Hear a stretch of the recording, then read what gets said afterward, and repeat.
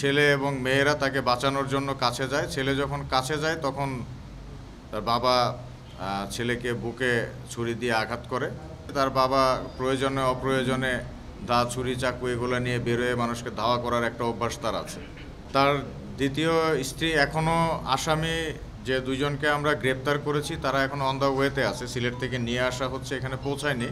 পৌঁছানোর পরবর্তীতে আমরা প্রাথমিক জিজ্ঞাসাবাদ করব এবং এরপর বিচারকের কাছে পাঠানোর পর বিচারক থেকে যদি পুলিশ রিমান্ডে নিয়ে আসে সেই ক্ষেত্রে হয়তো আরও বিস্তারিত জানা যাবে।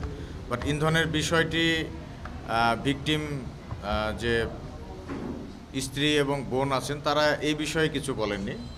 তার বাবার উগ্রতার বিষয়টা উল্লেখ করেছেন ভিকটিমরা, যে তিনি মাথা গরম প্রকৃতির লোক এবং ছোটোবেলা থেকেই তারা এটা দেখে এসেছে যে তার বাবা প্রয়োজনে অপ্রয়োজনে দা, ছুরি, চাকু এগুলো নিয়ে বেরোয় মানুষকে ধাওয়া করার একটা অভ্যাস তার আছে। তো সেই অভ্যাসবশতই হয়তো কাজটা করেছে। স্ত্রীর ব্যাপারটা আমরা এখনও নিশ্চিত নই, এটা পুলিশ রিমান্ড হয়তো বলতে পারবে। ঘটনার সামাজিক যোগাযোগ মাধ্যম এবং আমাদের গোয়েন্দা তথ্যের মাধ্যমে আমরা এই বিষয়টি জানতে পারি। জানার সাথে সাথে আমরা এই আসামিকে গ্রেপ্তার করার জন্য কার্যক্রম শুরু করি।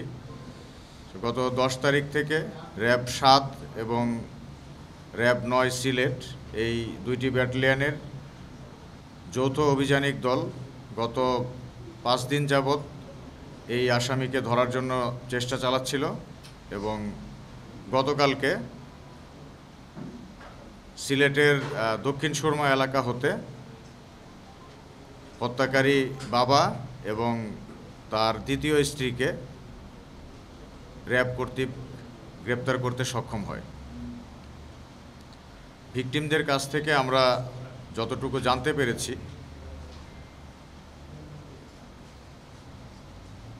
হত্যাকারী বাবা সে দীর্ঘ সময় সৌদি আরবের প্রবাসে ছিলেন। তার সাথে আরেকজন ব্যবসায়িক সম্পর্কের কারণে আরেকজন মহিলার সম্পর্ক ছিল।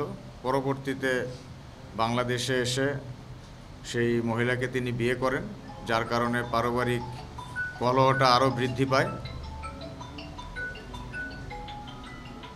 তার প্রথম স্ত্রী এবং 2 মেয়ে এবং তার যে সন্তান হত্যা হয়েছে, এই সন্তানটা অত্যন্ত মেধাবী ছাত্র ছিল বলে আমরা জানতে পারি। তিনি ইসলামিক বিশ্ববিদ্যালয়ে কম্পিউটার সায়েন্সে পড়ালেখা করতেন। তারা মিরেশ্বরাইতে বাসায় গমন করে এই বিষয়টা নিয়ে সমাধান বা আলোচনা করার জন্য, কিন্তু হত্যাকারী বাবা তাদের সাথে কোনো আলোচনায় না যেয়ে বড় একটি ধারালো ছুরি নিয়ে বের হন। হয়তো কিচেনের বা ফল কাটার যে বড় ছুরি থাকে বিদেশি, এই ধরনের ছুরি নিয়ে বের হন এবং সে তার মাকে মেরে ফেলার জন্য উদ্যত হয়।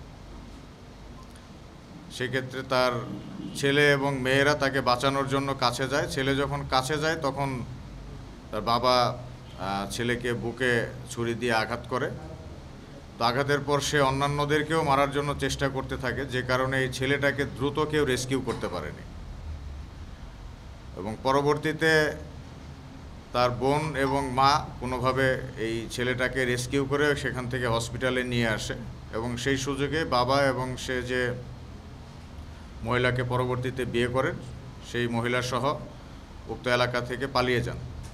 তো এই পলাতক আসামিকে আমরা 5 দিনের মধ্যে সিলেটের দক্ষিণ সুরমা এলাকা থেকে গ্রেপ্তার করতে সক্ষম হয়েছি। এখন আসামিকে নিয়ে আসা হচ্ছে সিলেটে, পরবর্তীতে আইনানুগ ব্যবস্থা তার বিরুদ্ধে গ্রহণ করা হবে।